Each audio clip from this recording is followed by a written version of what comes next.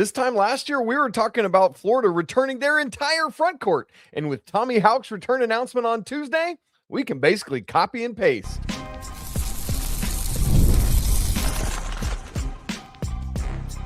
You are Locked On College Basketball, part of the Locked On Podcast Network. Your team every day. Hey there, what's up? Welcome into the Locked On College Basketball Podcast. I'm your host, Isaac Shade. It's great to be together here on this Wednesday morning. Coming up on the show today, basically, we got to recap everything that happened on the last day of the transfer portal being opened. There was not some big onslaught of players who entered at the last minute, but we did get several entries of note on Tuesday. We'll talk about that. Some front runners in the ACC, Duke, Louisville, Carolina, all loading up and got news on Tuesday, whether it was a return or a new player or whatever. My goodness. But we got to start in Gainesville, Florida, where the expected did end up happening. The big news as the transfer portal ended up closing Tuesday at midnight for most teams. Anyway, there's some with coaching changes that are still open right now.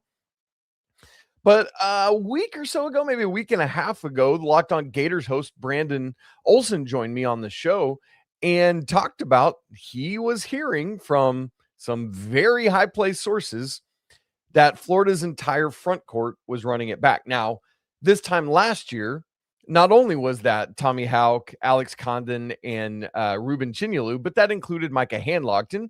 And Handlogton's an important piece, but a bench piece, right? And obviously, Ollie Ryu is out, but he was never a guy that was. I know there's always guy. He's 7'84", right?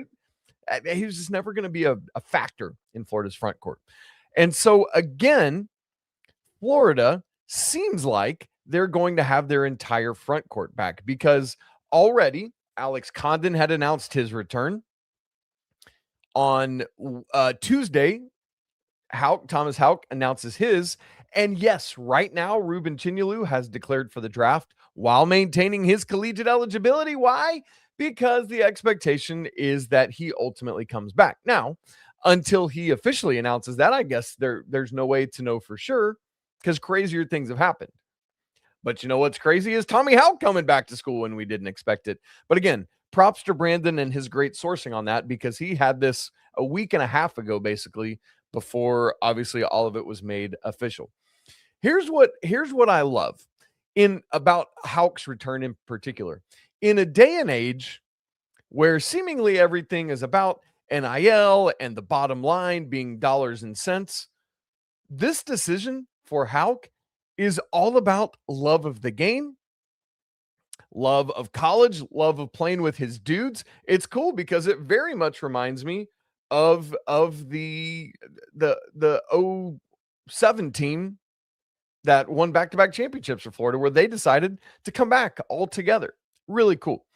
And part of it for Haugh is like his competitive fire. He told after the NCAA tournament loss to Iowa, he said, I quote, "I think that lit a fire underneath me. I didn't want my last memory of Florida basketball to be that," end quote. Dude, I love that because we as people who love college basketball talk about these kind of things all the time. Well, surely this player is going to come back because how on earth could you go out like that?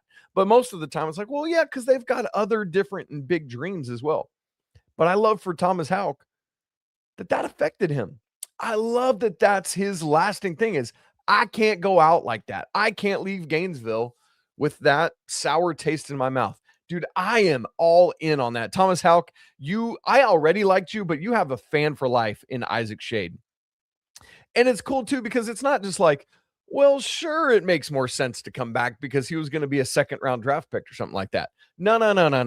Not the case with him. Thomas Haugh is a projected back end of the lottery pick. From ESPN's writing on this, Haugh, who they have number 13 in their 26 draft right now, becomes the highest ranked prospect to announce his return to college. ESPN says he is the first player since Michigan State's Miles Bridges in 2017 to opt for another year of school while projected as an NBA lottery pick. So not only is this cool, what he's doing hasn't happened in a decade. It's rare. Don't take it for granted. Whether you're a Florida Gators fan, obviously you're not taking it for granted. And even if you're like me and you just love college basketball and you want to share it with the masses, man, you got to tout this far and wide. And another part of it is, college basketball in the one and done era, in the transfer portal era, is an entity that struggles with name recognition, with face recognition. A lot of times, the guys that get that level of recognition are the one and dones, and understandably so, because they're dudes. But we don't get to celebrate them for a 4-year span like we did for so long, or a 3-year span before freshmen could play. And, so in recent years, it's been guys like this year was special because of the freshman class. And that's the storyline of this year is the Cam Boozer, the AJ DeBonsa, the Caleb Wilson, the Darren Peterson, the Keaton Wagler, the Kingston Flemings of it all. Last year being Cooper Flagg. But again, so many of these names that everybody falls in love with, you get about 6 months, and then it's like, them because of the NBA draft. With Thomas Haugh, a projected draft pick, a projected lottery pick, he's the first person to come back with that status in a decade. That's crazy. Haugh told ESPN, most guys in my position in the draft, it would be a no-brainer to go to the NBA. But I said this a little bit ago. Here's him saying it. It's not just the NIL. It's a chance to play with my boys, to play for Coach Golden, to go to the school I love to play for. It was definitely a tougher decision than last year, but it was best for my career and future. My guy, Tommy Haugh, this is what I'm talking about. Yes, there is still hope for love of the game, even when money is driving it. And I love this so much. And the good news, of course, for Florida is that in addition to Tommy Haugh, who is their leading scorer last year, Alex Condon is back. He was Florida's second leading scorer last year. In addition to all that, they also get back already Boogie Fland, third leading scorer. So with this, and regardless of what Ruben Chinyelu decides to do, the Gators are getting back their top 3 scorers, and Haugh was 17-1, Condon 15-1, Boogie Fland 11-6. That is, by my quick math, which is slow, 43 points a game, basically. 43-8. So more like 44 points a game for the Gators. Crazy stuff. Now, last year, Xavier Lee was the 4th leading scorer. He's out. But if Chinyelu comes back, keep in mind, Florida had 5 double-digit scorers last year. And if Chinyelu's back, 4 of those 5 double-digit scorers are back. Their 6th leading scorer, you could round up the double digits. That's Urban Klavshar, who was 9-6. And then you drop down to Isaiah Brown. He's the 7th leading scorer. So if Chinyelu's back, a 1-seed Florida Gators team is getting back 6 of their top 7 players. What? Are you kidding me right now? That is your preseason number 1. That's why I say all that. And even if Chinyelu doesn't come back, you could probably still convince me that that's preseason number. Then there's some teams that are going to challenge that. We're about to talk about Duke in just a second. My goodness, the Blue Devils. But right now, Andy and I think probably next week, now that the portal is closed, are going to do our way too early top 25s. And I'm telling you right now, unless something happens, I'm going to have Florida Gators at the top of my list. I don't know about Andy, but there's that. Now, of note, as we are live right now, it's 9:45 Eastern time in Gainesville, Florida. Is Florida? I don't know. Maybe Gainesville being in the Panhandles on Central Time. Let's look. Let's figure it out. What time is it in Gainesville, Florida? 9:45. Yeah, they're Eastern time. Okay. Oh no, because I'm thinking of Tallahassee. Tallahassee's more in. I'm getting all my Florida geography mixed up. Forgive me. Anyway. Todd Golden has a press conference this morning. That's why I say all that. So none of my time zone conversation matters here. And he's addressing the media Wednesday morning, or is supposed to. And you probably are well aware that Billy Donovan yesterday announced that he's leaving the Bulls. Obviously, we know now there's a lot of rumor about the potential of North Carolina waiting on him. They did not. They went with Michael Malone. And now there are multiple openings, or are going to be a lot of openings at the NBA level, including the Bulls. And so I think there is some fear that maybe that Todd Golden might be announcing like, hey, I'm going to go off to the NBA. It seems, though, and having talked to a few folks, like really the expectation is just announcing a contract extension. So we'll wait to see when that comes out a little later. All right. I mentioned Duke just a minute ago. Last season, Duke, Louisville, North Carolina were 1, 2, 3 in the ACC preseason poll for good reason.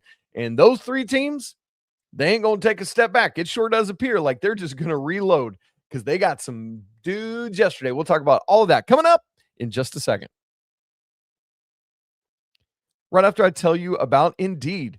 Your workplace has chaos. Your deadlines are stacking up. Your inbox is overflowing. And there's one more position you still need to fill. But the problem is it's still sitting there wide open. Well, when the pressure's on and you need the right hire, that's a job for Indeed sponsored jobs. Who helps you reach the people who actually fit what you're looking for? Skills, experience, location. So you're not just hoping the right candidate comes across your post. Here's a stat that says it all. In the minute that I'm talking to you, companies just like yours are going to make 27 hires with Indeed according to their worldwide data. So if you're hiring, spend less time searching, more time actually interviewing candidates who check all your boxes. That's less stress, it's less time, but it's more results. When you need the right person to cut through the chaos, that's a job for Indeed sponsored jobs. And listeners of our show are going to get a $75 sponsored job credit to help your job get the premium status it deserves at Indeed.com/podcast. Just go there right now, support our show by saying you heard about Indeed on Locked On College Basketball. Indeed.com/podcast. Need to hire? That's a job for Indeed sponsored jobs. And yes, by the way, a comment in the notes, and this is very important. JY Hawk says Florida needs Aberdeen to be granted that 5th year or another guard from the portal to be the clear number one. That's a great point. So Denzel Aberdeen coming back from Kentucky. We will see if he gets that extra year of eligibility. If so, he's starting, I'm going to assume he's starting in the backcourt with Boogie Fland. But if not, yes, there is. I mean, if you're a guard in the portal, why would you not want to go be part of that roster? So we'll keep our eyes on that. But yes, that does narrow the gap. But even still, assuming that it baked into that, and I should have said this in the first segment, I'm assuming that either Aberdeen will get that waiver or that Todd Golden's going to get somebody. Because my goodness. So great point there. Really appreciate you bringing that up. Hey, thanks for making Locked On College Basketball your first listener watch. It's all part of the Locked On Podcast Network, your team every day. Great to have you all with us today. All right.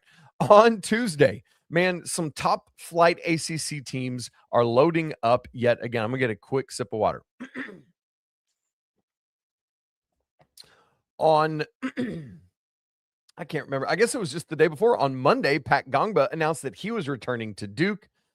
And then Tuesday, they get the news that I was kind of essentially expecting to happen, is that John Blackwell has committed to Duke. This is massive for him, the Wisconsin Badger. I was still, and I'll continue to say, I was shocked that he's leaving Wisconsin. I guess in this day and age, we shouldn't be shocked when anybody leaves their school, but just thought he was such a great fit there. But this is a massive get for John Shire to add to Caden Boozer, who, really started to step up down the stretch all season long.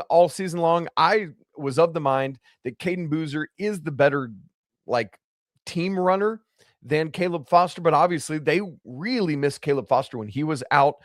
And so getting John Blackwell in to kind of steady that ship, to provide veteran leadership. I mean, good night. I love this get for John Shire. And then of course we're still waiting on new like Isaiah Evans. What's going to happen there?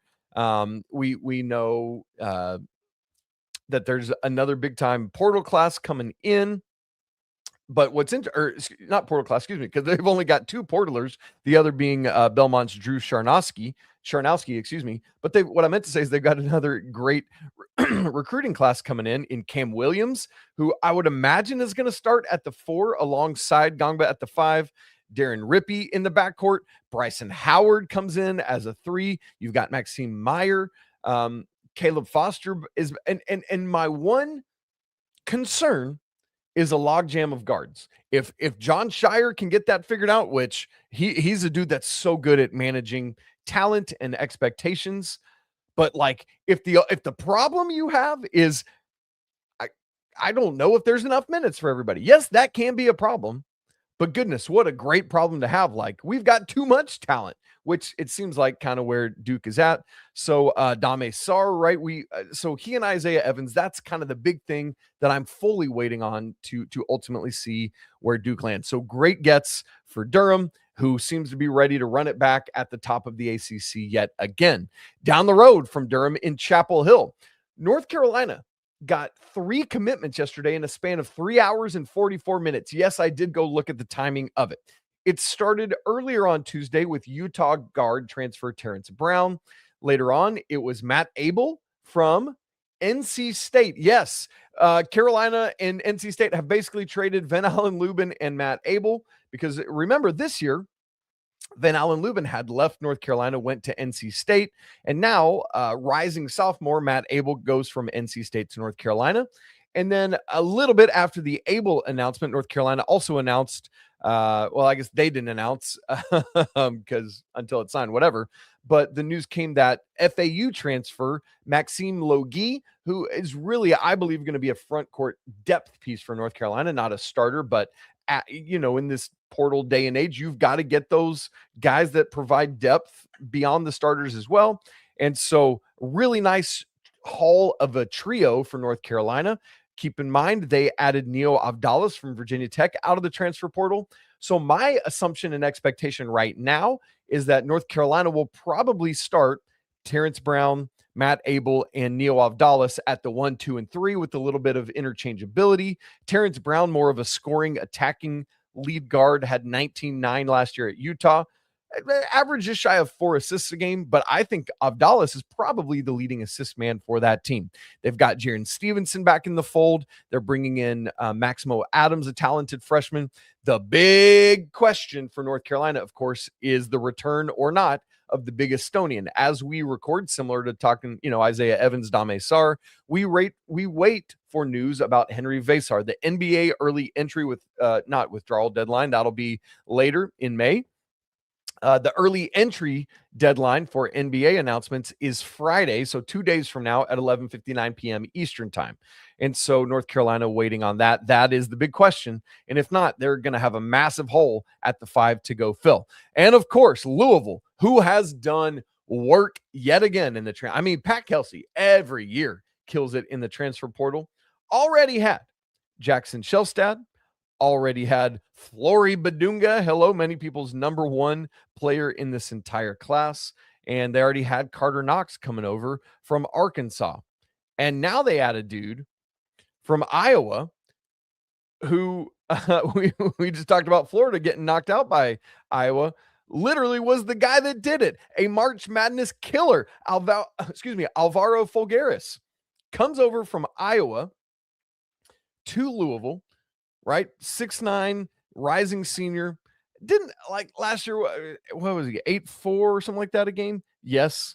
But can shoot it from outside. You know that Pat Kelsey's one of these dudes that wants to pull and shoot and have all that. I felt like down the stretch of the season, Folgaris was really good. Remember Ben McCollum's style? They're not going to score a ton of points. And so you just wonder, like, how does that project? Like, there's no real good way to project from. How do you go from a Ben McCollum offense to a Pat Kelsey offense? And so that'll be interesting. But I think it's a place where he can go and flourish and really make a name for himself. So, and you look at other, Miami's loading up. Virginia got back Testaridder. I couldn't think of his name. And so, man, I feel like the ACC just continues to kind of up its level. We'll see, a new coach in Justin Gainey at NC State. We thought they would be really leveling up with Will Wade out the door to LSU. But, man, for this trio of Duke and Carolina and Louisville, they seem to be in a great spot. Now, obviously, as we've said, Tuesday was the day the transfer portal closed, and there was not some crazy last-minute rush, but there were some big-time names that entered on Tuesday. I'll talk about those coming up in just a second. right after I tell you about FanDuel. Y'all, the NBA playoffs are here, where every possession matters, every matchup is magnified, and every single game can swing a series. And right now, FanDuel is giving new customers a great way to get in on that action. Here's what I really like about it. You bet just $5, and if that bet wins, you're going to get $250 in bonus bets. The app makes it so easy to follow along with player stats, trends, matchups, all of that in one place. And during the playoffs, you get even extra insight to help as you're looking at everything you need to make an informed decisions. All of that makes the playoff experience more engaging from start all the way till the NBA Finals in June, whenever that is. As you look at the national championship odds ahead of next year at FanDuel, right now, let's see if it's updated on Wednesday morning with all the movement from yesterday. Last I looked, Duke led the way. Yes, Duke and Florida tied at plus 700, with reigning champs Michigan right behind at plus 800, and it falls off from there. So if you want to get in on that action early, there's a team you believe in, why not do it right now? Head to FanDuel.com to get started. Again, that's FanDuel. Play your game. All right. Probably the biggest news late on Tuesday was that Tunde Yesufu is entering the transfer portal from Baylor. He was the Bears' second leading scorer at 17-8. He was their second leading rebounder last year. And like in the year of the freshman last year, I feel like Yesufu, forgive me, was like somehow completely forgotten about. And I don't know if that's because Baylor just wasn't all that good last year, or there's just so many freshmen that people forgot to think about him. But my goodness, whoever is able to go get this dude, I mean, you are getting a steal. I mean, I think this is massive for whoever is going to be able to go and track him down. In Yesufu, you've got a 6'5" kind of wing player, can do a lot. His 3-point shooting leaves a lot to be desired. Shot 5.3 a game, was under 30%, is a fine free throw shooter, just shy of 75%. I'd like to see him maybe get there a little more, 3.9, but he rebounds well. Again, as I said, 5.9, was behind only Caden Powell last year in rebounding for Baylor. And but the other thing is, he's a strong defender, had 2 steals a game last year. Man, this is a treasure trove for somebody to go get. I think he's probably going to cost an arm and a leg, and maybe that's what influences this decision. But man, a big loss for Scott Drew and the Bears, and going to be a big get for somebody who needs a wing. So good luck there to you. One of the other big pieces of news was in my neck of the woods. I live about an hour and a half north of Fayetteville, Arkansas, where Malik Ewan entered the transfer portal yesterday, averaged 9.8 points, 5.7 rebounds for Arkansas last year. Very curious to see how this kind of goes. Yes, he didn't start much last year. I think he started just 4 games. But it's going to be a fourth school in as many years. Started at Ole Miss, was a JUCO, and then FSU, and then Arkansas. And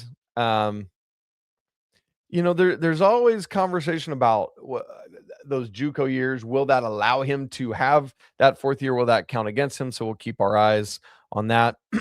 I'm assuming he's going to be able to play, but we'll see what happens. Averaged 21 minutes a game last year for John Calipari, and just going to be an interesting thing to watch. And so we'll see what happens there. But I mean, and then another highly rated freshman in the class of 2025. This is class of 26 this year, is Nico Bundalo from Ole Miss. And it was always kind of odd that he ended up at Ole Miss. Felt like there was maybe some other places he was going to go. Didn't end up, getting to play. Only played 11 games last year. Just didn't do much. And so you just wonder, like, has his stock burned? I feel like somebody's going to want him. He's a 6'10" forward, had this big time kind of profile coming out of high school. I feel like there's going to be somebody that is going to want Nico Bundalo and is going to go get him. So we'll see what happens there. Now, let me remind us all, as we've got a couple minutes left here, of all the dates going on, because there's a lot of them right now. The transfer portal closed on Tuesday night at 11:59 p.m. Eastern time.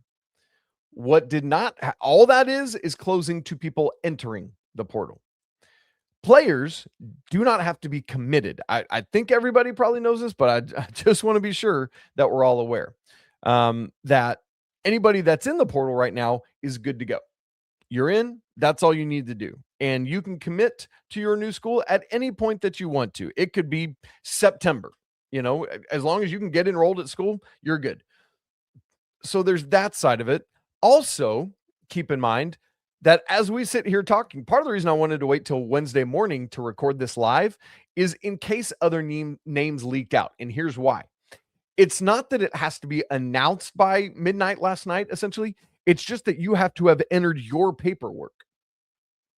And so schools have 48 hours to process that before that information gets out. So there is a possibility that there are names that have entered the portal that we haven't even heard yet.